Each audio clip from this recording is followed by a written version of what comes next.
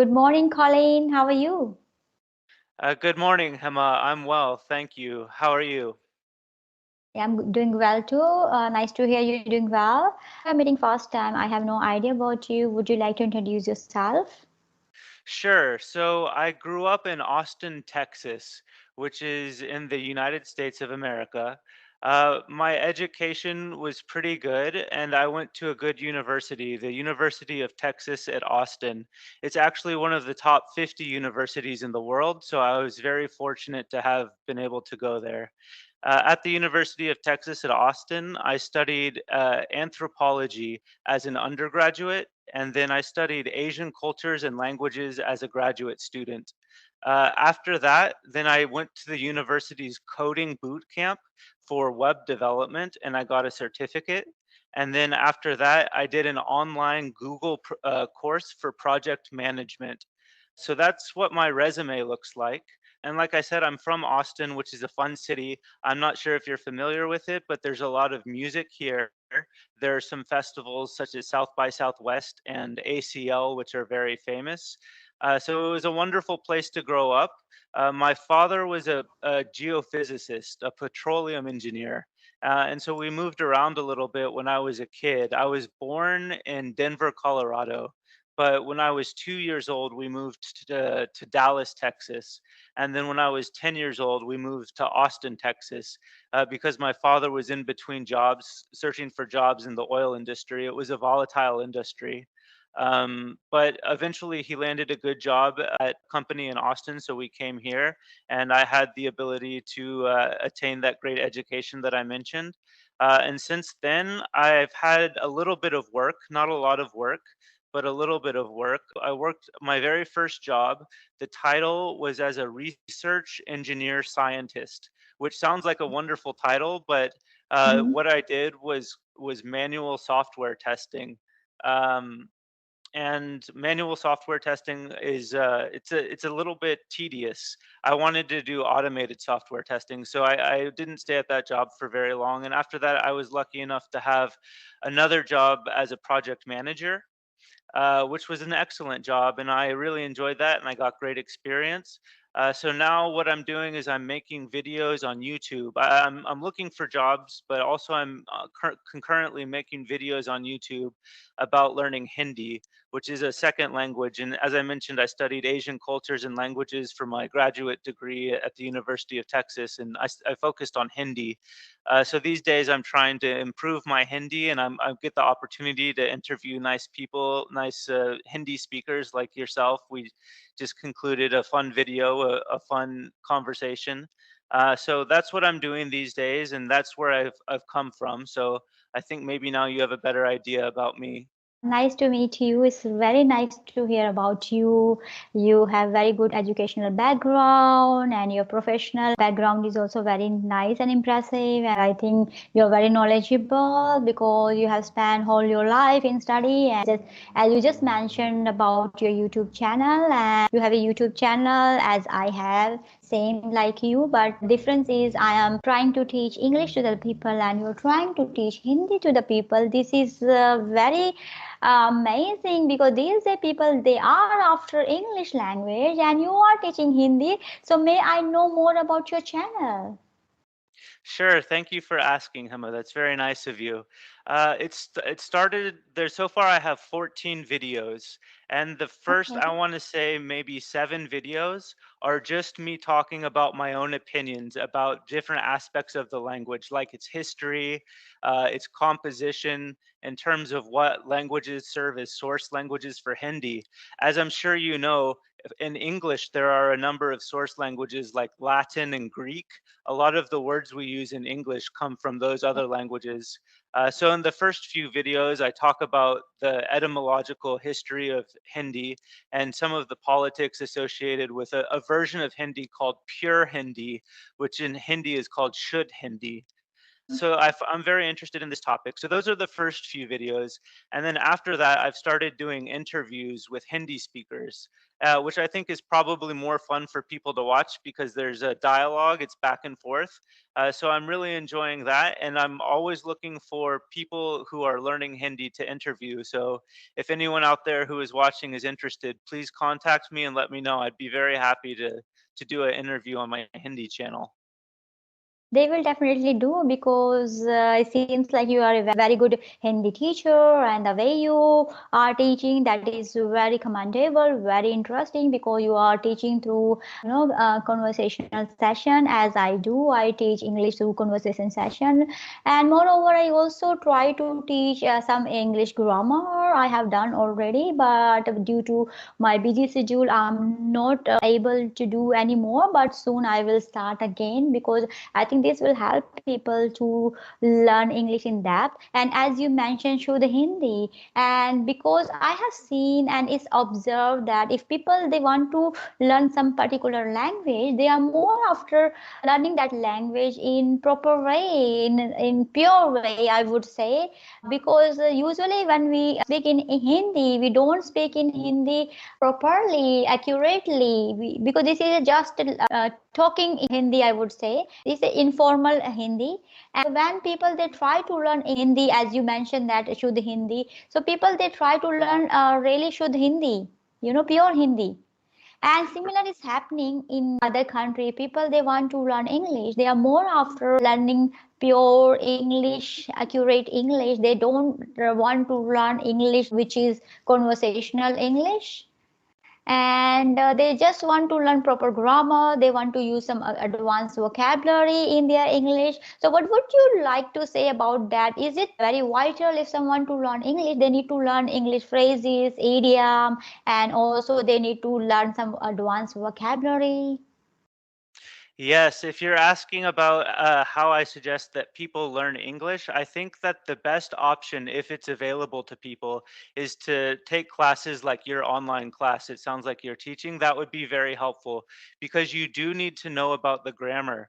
And so being able to construct correct sentences is very important. So if you're trying to learn English, you have to learn the grammatical rules. But the good news is that there's only a few dozen rules, and then after that, most of the work is learning vocabulary. And there's all different types of vocabulary. You've mentioned idioms and common phrases, and then you've also mentioned the higher registers of the Greco-Latinate registers that are used in literature. And so, if you want to be able to converse freely with people whose native language is English, I think I agree with you, Emma, that it's important to know both grammar and vocabulary. Yeah, that's really true, because I just tell the people, if they want to go too much after grammar, that is not really necessary. If you want to just use your English in conversation, if you want to have a spoken English, you don't really need grammar in very depth. So you should know the knowledge about grammar if you want to learn English, because this is very important. If you are talking about past, you should use past tense. If you are talking about future, you should use future tense. So you should have also knowledge about vocabulary. If you don't have vocabulary, you won't be able to express your ideas in English. Yes, and due to that, some of the people they find it very difficult when they want to express themselves in English, because English is not their mother tongue, English is not native language for them. So here another question is coming. If you don't mind, would you like to give answer to this question? Because sometime I am sure you get chance to interact with the people who are non-speaking background. So how do you find? Is that easy for you to interact with them? Yes, I find that most people try really hard to speak grammatically correct English, and I really appreciate that because it's beautiful to hear as a native speaker when I find non-native speakers who speak grammatically correct English with refined vocabulary, sophisticated vocabulary. I find it very pleasing. It makes me very happy. And so that's always fun. But oftentimes I find that people ask me how they can improve their English, and they're usually concerned with sounding and being confident when they speak. And I find that the suggestion that I give most people is to try to read the newspaper, at least one article a day. and then I suggest that they read it 2 times. On the first time, I suggest that they find every word that they don't know and they write it down in a list.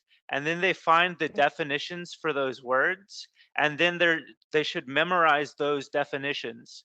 And then once all of the words from the article that they don't know are memorized, then they can read the article a second time.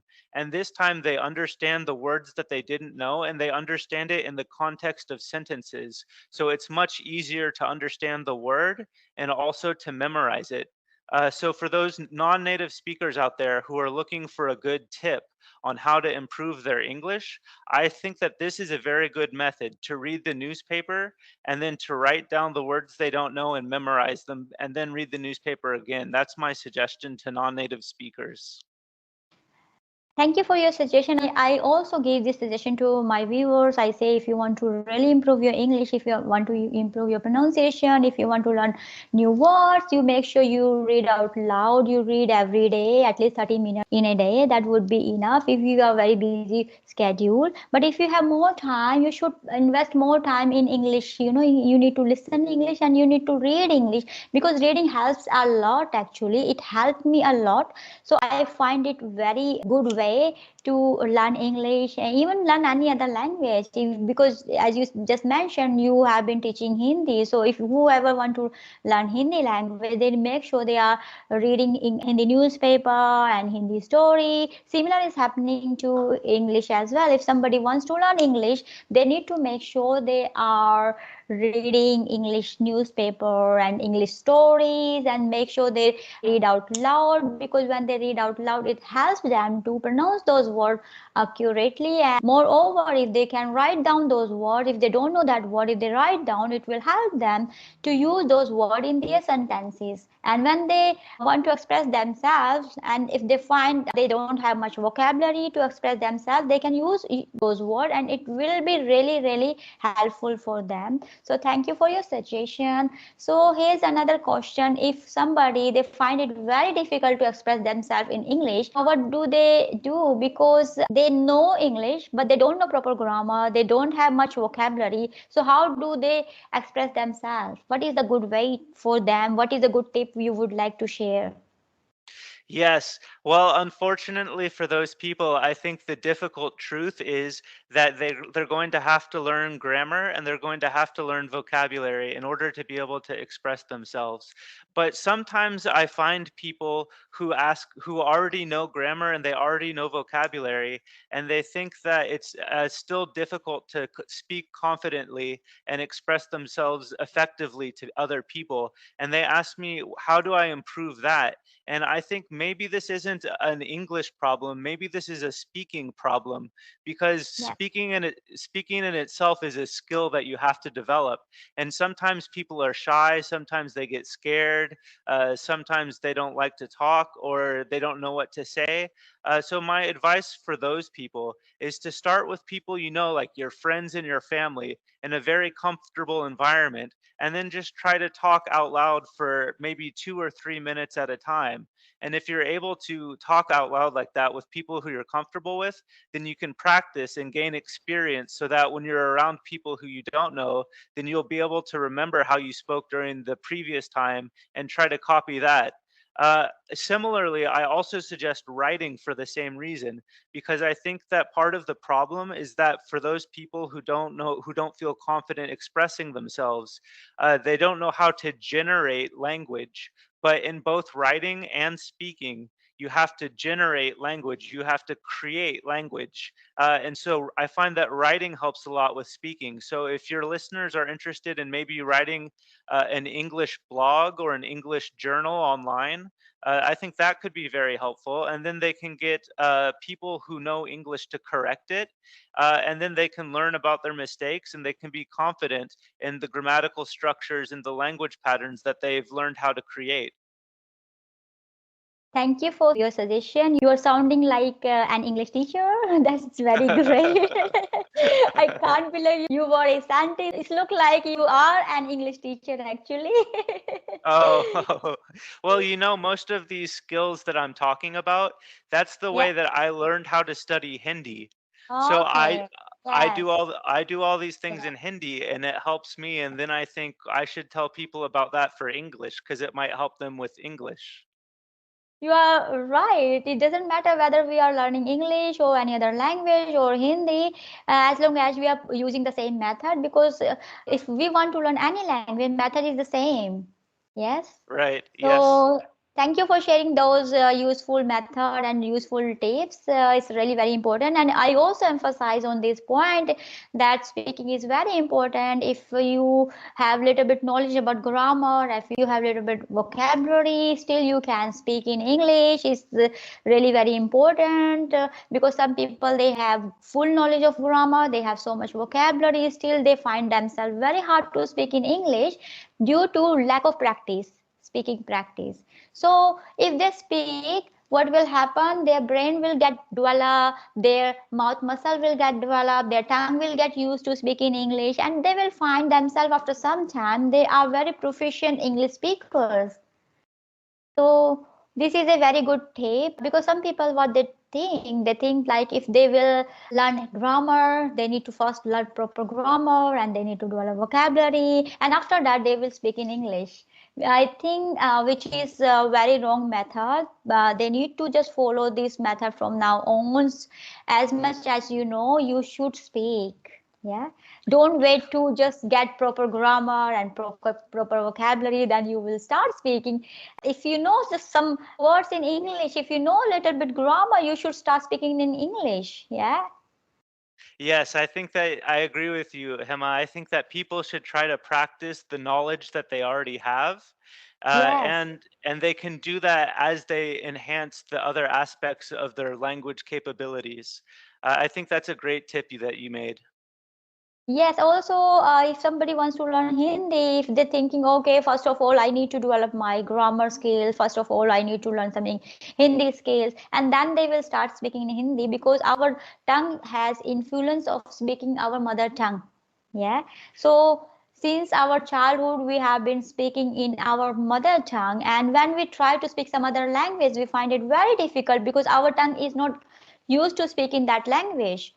So we need to give our tongue habit to speak in that language. So if people they have been learning English, they need to make sure they give their tongue habit to speak in English. So they need to wait for get accuracy. They need not to wait to get proper knowledge about grammar and vocabulary. If they know just little bit, they need to speak that sentence over and over again. That way they will give themselves habit to speak in English. And similar happen to Hindi as well. If somebody wants to learn Hindi, they need to make sure they need to start speaking in Hindi as soon as possible because that way they can learn more Hindi. That way they will get familiar with Hindi language and it will definitely help them. Yes, while you were speaking, I thought of a phrase that I know from sports.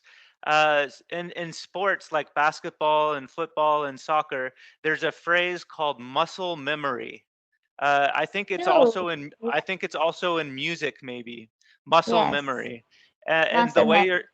the way you're talking about the way the tongue moves and the mouth moves as one Yes. articulates and Yes. pronunciates various words.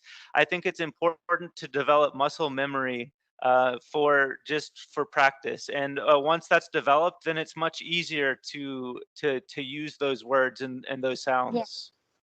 Yeah, that's what I tell my viewers and whoever watching this video. I would like to suggest them if you know a little bit English, don't wait to just get accuracy. Don't wait to learn proper grammar and rules. You need to start from beginning. If you are really after English, if you really want to improve your English speaking skills, you need to start and you need to also consume as much as possible English content because that way you will feed your mind. Yeah, you will feed your mind, you will give your mind habit to think in English. When you start thinking in English, automatically English will come out of your mouth. What do you say about that? Yes, so I agree with you. I think it's important to practice all of the information that you have as you develop it. And I think like so, for example, I can give you an example that happened to me recently with Hindi. So Mm-hmm. I was speaking, and there was a grammatical structure that I Mhm. was using incorrectly. And I kept on using the phrase, and Mhm. then finally someone told me the correct grammatical structure. So Mhm. it was good that I was practicing the knowledge that I had, but at the same time, it's also good that someone helped me improve the grammar that I was speaking because it Yes. was incorrect. And it's important to speak with correct grammar, I think. It means that you're able to speak more precisely and accurately, which is really Yes. important during communication. So I agree with you that people should start wherever they are, but I think part of it should also be learning the grammar and the vocabulary.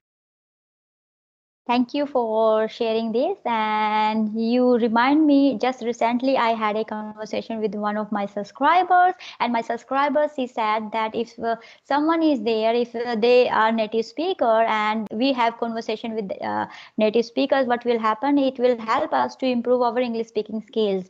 So as you just mentioned, because you have been learning Hindi and someone corrected you, because that person would be Hindi speaker, yeah, so Yes. it really helps us. So I would like to ask you, because I'm a non-English speaker and I am speaking English, I'm trying to speak English. So would you just want to tell me if I'm making any mistake, or how do I improve my English? Is my English is okay? You are able to understand? Yes, I think your English is very good. This conversation has been excellent. You've made insightful points that have also been subtle. And overall, I'm very impressed by the you're able to converse in English, especially since it's not your first language. Like I said, it's always a pleasure to meet people whose language isn't native language isn't English and to hear them speak well. So it's very nice to speak with you. It makes me happy. Um, in terms of improvement, I think there's always everybody can always improve. I can improve in Hindi. I can even improve in English. I think Yes. that maybe you can improve in English. How would you say that your vocabulary is? I think in terms of having normal conversations, you have no problem. I think you know almost all of the words.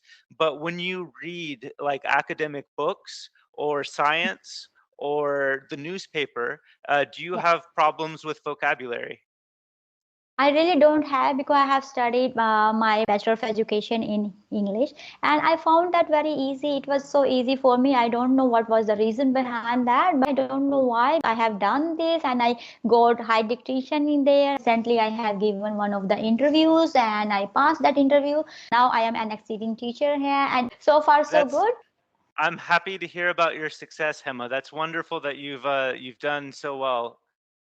Yeah, so I just would like to ask a question about formal and informal language, because people, when they want to learn English, they what they do, they are so much after about formal language, even though they are speaking generally to other people in normal language, they still want to use informal language. So would you like to say something about how much important informal language? I know it is important while you're doing study and while you going for interview, or while you are talking, a formal way to your office or your boss, you need to use definitely formal language.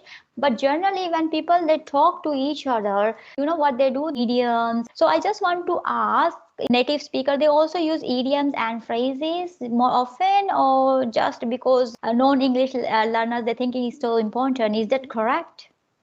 I think it really depends on the context. So for me, for example, I rarely use idioms. I almost never use them. But Yeah. sometimes if I want to sound funny, like if I want to sound anachronistic, then I will use an idiom to be funny. Yes. But oftentimes I don't use them. So when people, non-English speakers, non-native speakers, when they use idioms with me, because I use it when I'm trying to be funny, I often think it's Mhm. funny when they use it with me. Yeah. But so for the most part, I would say don't use them. But maybe if the situation is appropriate, if you're with a friend or you're with a new contact and you want to lighten the mood, you want to bring levity to the conversation, then it might be appropriate to use an idiom. I think there are places where it's appropriate, definitely. Yeah. Thank you for giving answer nicely. And there's a last question, if you don't mind. I know you all would be getting late. Just a last question. I would like to ask people when speaking English, they pay so much attention. They are speaking English accurately. So what is happening? Because you are a native speaker, do you also pay proper attention while you're speaking English? Because we speak in Hindi. Hindi is our mother tongue, so we don't worried about speaking Hindi correctly. Yeah, because this is just normal talking in Hindi for us. And I just want to know in relation to English, do you speak proper and accurate English, or what's happening in there? Because sometimes we use some incorrect words, sometimes we don't use proper sentence when we want to convey our message. So it's happened in USA as well, because you are a native speaker, so you are the best person to give me this answer, I think. Yes, I sometimes I do make mistakes. For example, there's the subjunctive mood in English, and in the subjunctive mood, you're supposed to use a certain type of to be verb. You're supposed to conjugate it to be Yes. and it's supposed to be were instead of was. I think Yes. that's one of the ways you can show the subjunctive mood. But Yes. oftentimes when I speak, I say was instead of were. In fact, Yes. Sometimes. I think sometimes it's even funny sounding to say were. People think that it sounds weird because it's not very common. So I do make mistakes sometimes. Sometimes my concordance is inaccurate. So I have a verb that doesn't agree with the noun that it's supposed to agree with. So I make that type of mistake sometimes. But I think language is a tool. Language is a tool for communication, and That's just like any tool, it can be used well or it can be used poorly. And just because you have experience using a tool doesn't mean that you're always going to be perfect at it. So I think native speakers in any language probably sometimes make mistakes. And it's a little bit funny because you think, well, I'm so good at this language. How am I making mistakes still? I've been speaking it my whole life. But they still happen, definitely. You said correctly that language is just tool. So we need to consider this as a tool. I just often tell people, if your message is well understood by other people, you need not to worry about too much grammar and accuracy, because this is just a language. Just take it as a language, and we do mistake while we're speaking our mother tongue. And if we speak some new language, definitely we will do some mistake. But don't take it serious. Just keep going on and just move to your next sentence. Keep your conversation on, and don't think of if you have done some mistake and then you stuck and you think, oh, what do I do, and then you look funny. But if you just keep going on, okay, because native speaker also they do mistake, I can also do mistake. While I'm speaking my mother tongue, I do mistake, so that's a normal. As long as our message is understood by other people, that is great enough, I think. Good enough, yes. Yes, I agree with you 100%. I think you've expressed the idea nicely. And the most important thing is communication. And so if that's happening, then the language almost doesn't matter. Yes, that's true. And thank you so much for giving your precious time. I know you are very busy. It would be, what is the time at this moment there? Let me check. I think it's 9:42 at night, so it's almost 10 Night. o'clock. Okay, so it is 1:42 p.m. So okay, so time is totally different. So I think it is your sleeping time and you are getting late. So thank you so much for your time. I really appreciate, and you share your beautiful insight. It will help other people to learn English. If they're thinking English is a rocket science, they can't do this. They can still do this, because as you mentioned, native speakers they also do mistakes. So take it lightly and just keep focusing on your learning and your journey, and keep on practicing. That is a good way to develop and learn English. So thank you so much. I really appreciate it. Thank you. Thank you for inviting me to the podcast. It's been a lot of fun. I've enjoyed the conversation. Yeah, same here. Thank you and have a good sleep. Thank We'll you very catch you much. later. Yeah. Yes, I hope so. Yeah, okay. Thank you. Bye bye. Good night.